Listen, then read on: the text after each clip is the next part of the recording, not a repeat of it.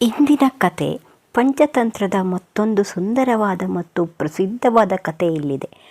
4 ಸ್ನೇಹಿತರು ಮತ್ತು ಸತ್ತ ಸಿಂಹದ ಕತೆ ನೋಡೋಣ. ಈ ಕಥೆಯನ್ನು ನೋಡೋಕ್ಕೂ ಮುಂಚೆ ಇನ್ನೂ ನೀವು ನನ್ನ ಚಾನಲ್ನ ಸಬ್ಸ್ಕ್ರೈಬ್ ಮಾಡದೆ ನೋಡ್ತಾ ಇದ್ರೆ ಸಬ್ಸ್ಕ್ರೈಬ್ ಮಾಡ್ಕೊಳ್ಳಿ. ಯಾವ ರೀತಿ ಕತೆ ಇಷ್ಟ ಆಗುತ್ತೆ ಅನ್ನೋದನ್ನು ಕೂಡ ಕಾಮೆಂಟ್ ಮಾಡಿ, ಹಾಗೆ ಲೈಕ್ ಮಾಡಿ. ಬನ್ನಿ ನೋಡೋಣ. ಒಂದು ಹಳ್ಳಿಯಲ್ಲಿ 4 ಜನ ಸ್ನೇಹಿತರಿದ್ದರು. ಅದರಲ್ಲಿ 3 ಜನ ಬ್ರಾಹ್ಮಣ ಸ್ನೇಹಿತರು. ಅವರು ತುಂಬ ವಿದ್ಯೆಗಳನ್ನು, ಶಾಸ್ತ್ರಗಳನ್ನು ಎಲ್ಲ ಕಲ್ತ್ಕೊಂಡಿದ್ರು. ತುಂಬ ದೊಡ್ಡ ಪಂಡಿತರು ಅಂತ ಹೆಸರು ಮಾಡಿಕೊಂಡಿದ್ರು. ಹಾಗೆ ಮತ್ತೊಬ್ಬ ಸ್ನೇಹಿತ, ಅವನು ಅಷ್ಟೊಂದು ಓದ್ಕೊಂಡಿರಲಿಲ್ಲ, ಆದರೆ ಅವನಿಗೆ ಲೋಕಜ್ಞಾನ ಇತ್ತು, ಅಂದರೆ ಸ್ವಲ್ಪ ಬುದ್ಧಿವಂತನಾಗಿದ್ದ. ಇವರೆಲ್ಲರೂ ಪುಸ್ತಕದಲ್ಲಿ, ಪಾಂಡಿತ್ಯದಲ್ಲಿ ತುಂಬ ಹೆಚ್ಚು ಓದ್ಕೊಂಡಿದ್ರು. ಹಾಗೆ ಅವರೆಲ್ಲರೂ ತಮ್ಮ ಈ ಪಾಂಡಿತ್ಯವನ್ನು ಬೇರೆ ಊರಿಗೆ, ಅಂದರೆ ವಿದೇಶದಲ್ಲಿ ಅಥವಾ ಬೇರೆ ಕಡೆ ಪ್ರದರ್ಶನ ಮಾಡಿ ಇನ್ನಷ್ಟು ಹಣ ಗಳಿಸಿದ್ರೆ ಚೆನ್ನಾಗಿರುತ್ತೆ, ಇಲ್ಲಿದ್ದರೆ ನಮಗೆ ಯಾವುದೇ ಹಣ ಸಿಗಲ್ಲ ಅಂತ ಅಂದ್ಕೊಂಡ್ರು. ಅವರದ್ದು ಹಳ್ಳಿ ಆಗಿರೋದ್ರಿಂದ ಸೀಮಿತ ಜನರೇ ಇರ್ತಾರೆ. ಅಲ್ಲಿ ಅವರು ಪಾಂಡಿತ್ಯವನ್ನು ಪ್ರದರ್ಶನ ಮಾಡೋಕ್ಕೆ ಸೂಕ್ತ ಸ್ಥಳ ಅಲ್ಲ. ಹಾಗಾಗಿ ಪಟ್ಟಣಕ್ಕಾದರೂ ಹೋಗಿ ನಾವು ನಮ್ಮ ಪಾಂಡಿತ್ಯವನ್ನು ಪ್ರದರ್ಶನ ಮಾಡಿ ಅದರಿಂದ ಹಣ ಗಳಿಸಬೇಕು ಅಂತ ಅಂದ್ಕೊಂಡ್ರು. ಹಾಗೆ ಒಂದಿನ ಪಟ್ಟಣಕ್ಕೆ ಹೊರಡಲು ತಯಾರಿಗಳನ್ನು ಮಾಡ್ಕೋತಾರೆ. ಅವರ ಜೊತೆ ಆ ಸ್ನೇಹಿತನನ್ನು ಕರೆದುಕೊಂಡು ಹೊರಡ್ತಾರೆ. ನೀನು ಬಾ ನಮ್ಮ ಜೊತೆ ಅಂತ. ಹಾಗೆ 4 ಜನ ಸ್ನೇಹಿತರು ಕಾಡಿನ ಮಧ್ಯದಲ್ಲಿ, ಆವಾಗೆಲ್ಲ ಈ ರೀತಿ ಬಸ್ಸುಗಳು, ಯಾವುದೇ ವೆಹಿಕಲ್ಸ್ ಇರಲಿಲ್ಲ, ಮತ್ತು ದಾರಿಗಳಲ್ಲೂ ಕೂಡ ಸರಿಯಾಗಿರಲಿಲ್ಲ. ಕಾಡಿನ ಮೂಲಕನೇ ಹೋಗಬೇಕಾಗಿತ್ತು. ಹಾಗಾಗಿ ಎಲ್ಲರೂ ಕಾಡಿನ ಮಾರ್ಗವಾಗಿ ಪ್ರಯಾಣ ಬೆಳೆಸ್ತಾರೆ. ಆ ಕಾಡು ಕೂಡ ತುಂಬ ದಟ್ಟವಾಗಿತ್ತು. ಆ ಕಾಡಿನ ಮಾರ್ಗವಾಗಿ ಹೋಗ್ತಾ ಅವರಿಗೆ ಒಂದಷ್ಟು ಕ್ರೂರ ಪ್ರಾಣಿಗಳು ಕೂಡ ಅಡ್ಡ ಆಯಿತು. ಹೇಗೋ ಅದನ್ನೆಲ್ಲ ತಪ್ಪಿಸ್ಕೊಂಡು ಅವರು ಮುಂದೆ ಹೋಗ್ತಾರೆ. ಹೋಗೋ ದಾರಿಯಲ್ಲಿ ಅವರಿಗೆ ಒಂದು ಅಸ್ಥಿ ಪಂಜರಗಳು ಕಾಣಿಸುತ್ತೆ.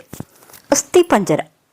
ಆ ಅಸ್ಥಿ ಪಂಜರವನ್ನು ನೋಡಿದ ಈ 4 ಜನರಿಗೆ ಇದು ಯಾವುದೋ ಪ್ರಾಣಿಯದ್ದಿರ್ಬೋದು ಅಂತ ಅಂದ್ಕೋತಾರೆ.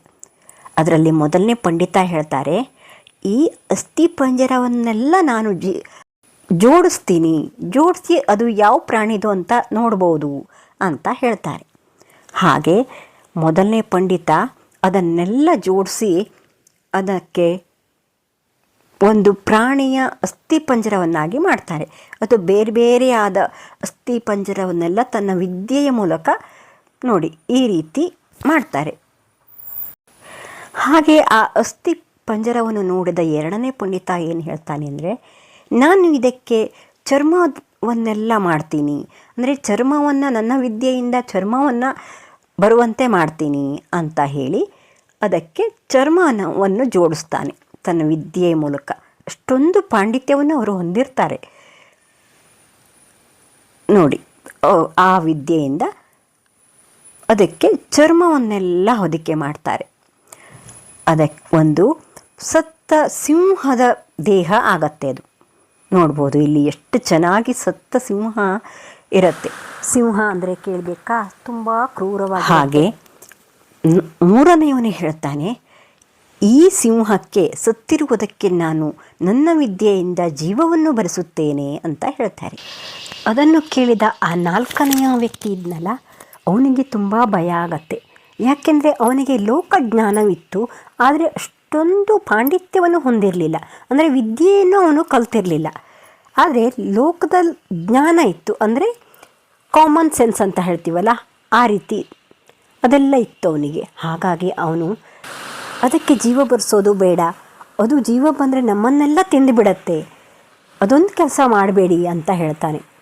ಆದರೆ ಆ ಪಂಡಿತ ಏನು ಹೇಳ್ತಾನೆ ಅಂದರೆ, ನಿನಗೆ ನಮ್ಮನ್ನು ಕಂಡ್ರೆ ಅಸೂಯೆ, ಅದಕ್ಕಾಗಿ ನೀನು ಈ ರೀತಿ ಹೇಳ್ತಿದ್ದೀಯಾ, ನಿನ್ನ ಹತ್ರ ಈ ವಿದ್ಯೆಗಳೆಲ್ಲ ಇಲ್ಲವಲ್ಲ, ಹಾಗಾಗಿ ನೀನು ಈ ರೀತಿ ಹೇಳ್ತಿದ್ದೀಯಾ, ನಾನು ಜೀವ ಬರೆಸ್ತೇನೆ, ನೋಡೋಣ ಏನಾಗತ್ತೆ ಅಂತ ಹೇಳ್ತಾರೆ.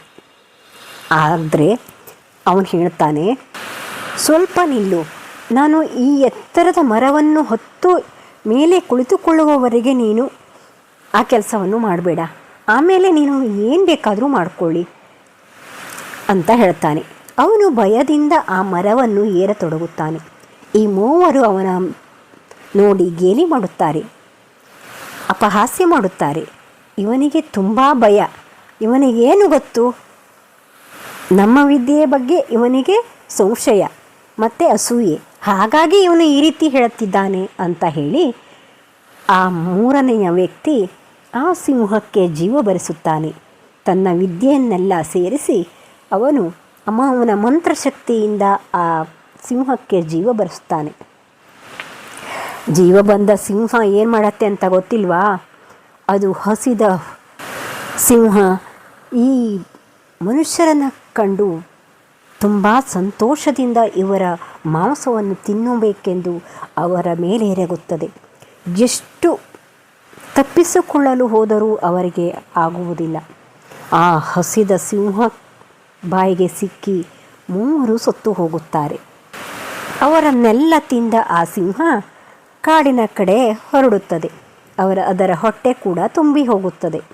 ಹಾಗೆಯೇ ಅದು ಕಾಡಿಗೆ ಹೋದ ನಂತರ ಆ ಮೇಲಿರುವ ಆ ಬುದ್ಧಿವಂತ ವ್ಯಕ್ತಿ ಕೆಳಗಿಳಿದು ಬರುತ್ತಾನೆ.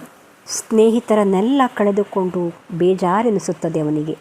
ಆದರೆ ಇದಕ್ಕೆ ಅವನೇನು ಮಾಡಲು ಸಾಧ್ಯ? ಅವರೇ ಮಾಡಿಕೊಂಡ ತಪ್ಪು. ಲೋಕಜ್ಞಾನವಿಲ್ಲದೆ ಅವರು ಈ ರೀತಿ ಮಾಡಿದರು. ಬೇರೆಯವರು ಹೇಳಿದರೂ ಕೂಡ ಅದನ್ನು ಲೆಕ್ಕಿಸದೆ ಈ ರೀತಿ ತಮ್ಮ ಪ್ರಾಣವನ್ನು ತಾವು ಕಳೆದುಕೊಂಡರು. ಈ ನಾಲ್ಕನೇ ವ್ಯಕ್ತಿ ಮಾತ್ರ ತನ್ನ ಲೋಕಜ್ಞಾನದಿಂದ ಪ್ರಾಣವನ್ನು ಉಳಿಸಿಕೊಂಡ. ದುಃಖಿಸುತ್ತಾ ಮನೆಗೆ ಮರಳಿದ. ಕೇವಲ ಪುಸ್ತಕದ ವಿದ್ಯೆ ಅಥವಾ ಪಾಂಡಿತ್ಯವಿದ್ದರೆ ಸಾಲದು. ಜೀವನದಲ್ಲಿ ಬದುಕಲು ಲೋಕಜ್ಞಾನ ಅಂದರೆ ಕಾಮನ್ ಸೆನ್ಸ್ ಅತ್ಯಂತ ಮುಖ್ಯ. ಲೋಕಜ್ಞಾನವಿಲ್ಲದ ವಿದ್ಯೆ ಕೇವಲ ಅಪಾಯಕ್ಕೆ ನಾಂದಿಯಾಗಬಹುದು. ಹಾಗಾಗಿ ನಾವೆಲ್ಲರೂ ನಮ್ಮ ಮಕ್ಕಳಿಗೆ ವಿದ್ಯೆಯ ಜೊತೆ ಲೋಕಜ್ಞಾನವನ್ನು ಕಲಿಸಬೇಕೆಂದು ಈ ಕತೆ ಹೇಳುತ್ತದೆ. ಈ ಕತೆ ಇಷ್ಟ ಆದರೆ ಲೈಕ್ ಮಾಡಿ, ಶೇರ್ ಮಾಡಿ, ಕಾಮೆಂಟ್ ಮಾಡಿ. Thank you.